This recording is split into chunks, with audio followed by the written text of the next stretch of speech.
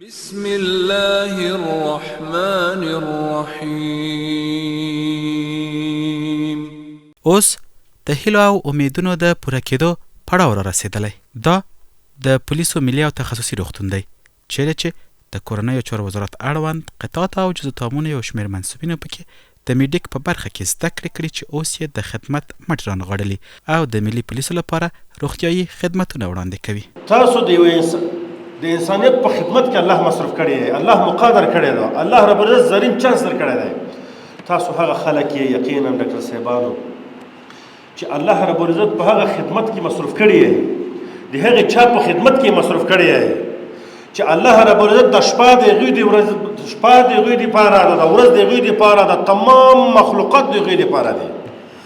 د انسانانو په خدمت کې الله مصرف کړی دی. دا الله رب العزت یې زرین چانس ورکړی دی. د الله شکریا ادا کول پکار دی. تاسو وظیفه مقدسه، تاسو دغه کوم روزمره کارونه چې کوئ دا مقدس د انسانانو په خدمت کې دغه تقدس دا د الله یوه فرضیونه ده، دا د الله رب العزت یو نعمت دی. یقینا د کورنیو چارو وزارت د تامیناتي چارو معین الحاج مولوي عبدالله مختار په خپلو خبرو کې له دوی وغوښتل چې خپلو قطعاتو او جزو تامونو ته له ستنېدو وروسته دې له نورو همکارانو سره هم خپلې زده کړې او تجربې شریکې کړي. ورونو دا چې دغه ورونو د روغتیایي چارو په یو برخه کې زده کړې وکړې، د دې په هکله باندې که غږېدل کوو دا به داسې وي لکه یو چا ته چې وایې چې دا رڼا ډېر فایده لري که تیاره. رڼا ښه ده که تیاره، ښکاره خبره ده. رڼا وي تیاره تیاره وي.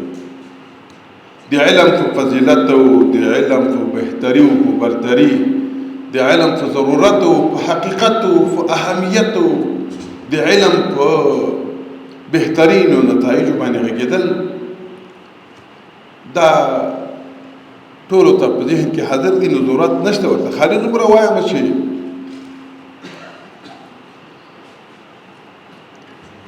د یو چا لپاره چې د یو مریض د صحت کار وکړي نو څه یې وکړه، ولې په خپل ذات کې دغه مرض داسې یو څه ده چې هغه په خپل حال بندرېږي نه. ډېر کم داسې مرضونه به وي چې هغه په خپل حال ودرېږي او نور سرایت ته نه کوي، قوت ته نه پیدا کوي. مرض که ډېر هم وړوکی وي هغه چې علاج ونه شي غټېږي او تر اخر دې پورې چې د انسان د هلاکت او د خدمتو ذریعه شي. که ته د یو انسان علاج وکړې که وړوکی علاج هم وي نو تا کار دا وکړي چې هغه دې په مجموع کې له مرګ هم بچ کړي. حقیقت کې د هغه د ژوند او د حیات دپاره لاره جوړه کړه. او الله فرمایي ومن احیاها، څوک چې یو نفس ژوندی کړي، یعنې څه مطلب د ژوند ذریعه ورته جوړه شي، د ژوند لامل شي. هغه ته مرګ را روانو او تا مرګ ترې بند کړ او د هغه د ژوند ذریعه شولې.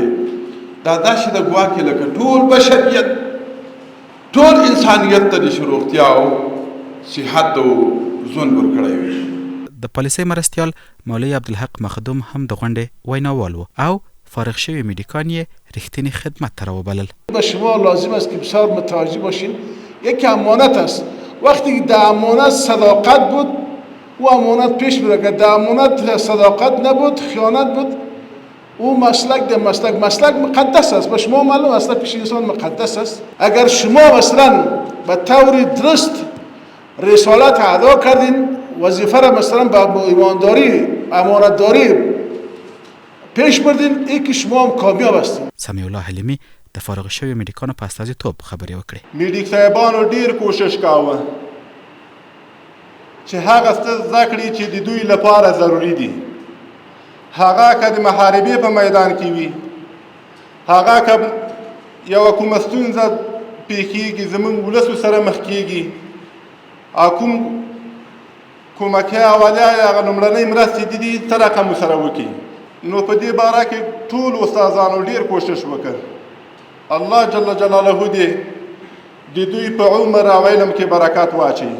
غونډه د تصدیق پاڼو په ویشلو پای ته ورسېده.